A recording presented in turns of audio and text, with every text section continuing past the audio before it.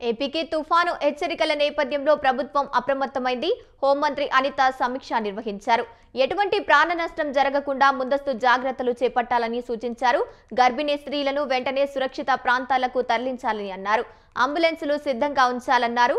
పట్టణ ప్రాంతాల్లోని లోతట్టు ప్రాంతాల ప్రజలను సురక్షిత ప్రాంతాలకు తరలించాలని, ఇరిగేషన్ అధికారులకు కాలువలు, వాగులు ఉన్న అడ్డంకులను తొలగించాలని ఆదేశించారు.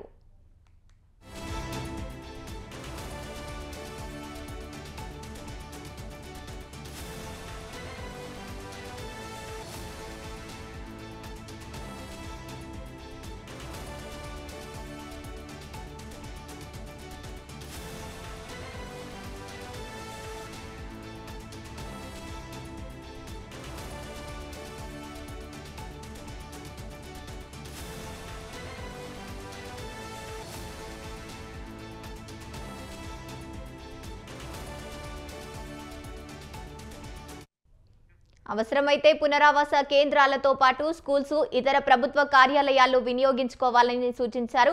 సహాయ శిబిరాలు, రూట్ మ్యాప్ చూపాలని, రిలీఫ్ క్యాంపులలో ప్రజలకు మెరుగైన సౌకర్యాలు కల్పించాలని చెప్పారు.